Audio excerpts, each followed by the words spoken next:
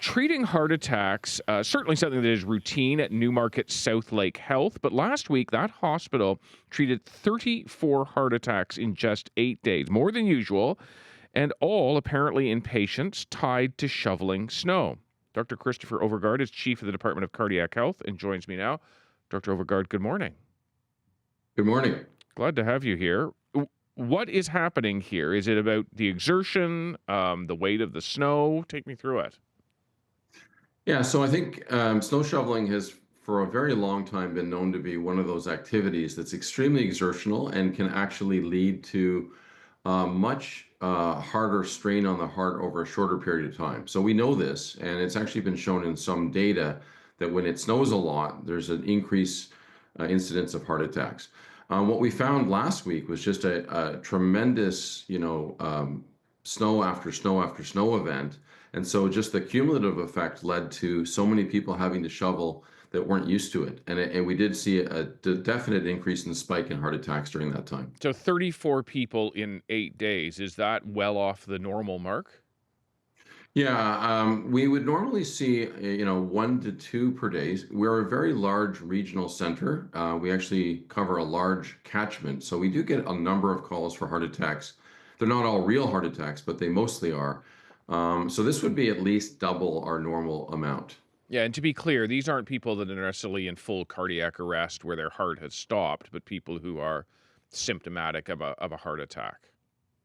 Well, unfortunately we have both. Okay. Most of the patients did have symptoms of a heart attack, which is the classic chest pressure radiating up into the jaw, down the arm.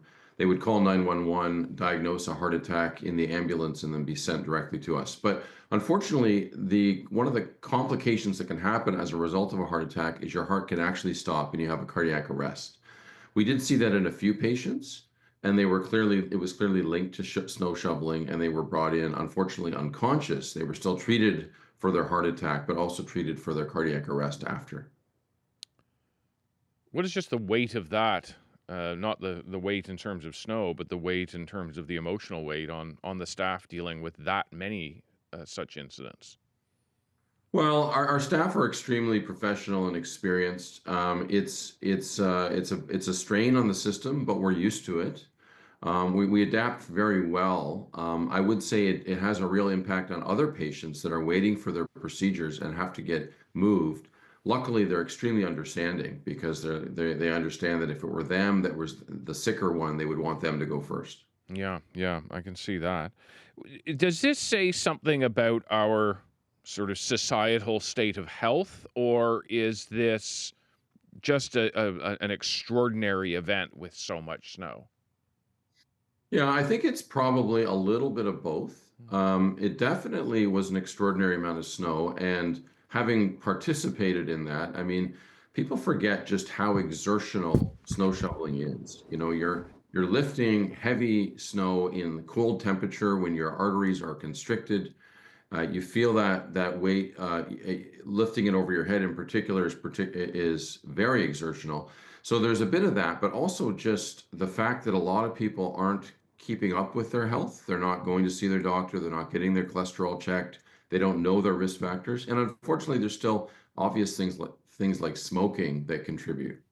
And so, if we are faced, let's cross our fingers and hope this is not the case, but another event where we get 50 plus centimeters over the course of 4 days, what is the recommendation in terms of clearing it? Yeah, so I always tell people, first of all, try to stay in shape. Use this as an excuse to remind yourself to do regular fitness, because the better shape you're in, the better you're going to be able to tolerate that kind of activity. The other thing is that there's certain sort of actual physical things you can do to lower the risk. For example, pushing snow, using a snow blower, getting multiple people to help you so that you're not all biting off a huge amount at the same time. Those are the kinds of logical things that can be done to minimize. And when there's two or three snow events coming, you try to stay ahead of it by just going slow, clearing what you can. Don't wait till it's all accumulated and then try to dig yourself out. All right. Dr. Overgaard, thank you very much for your time this morning. Appreciate it.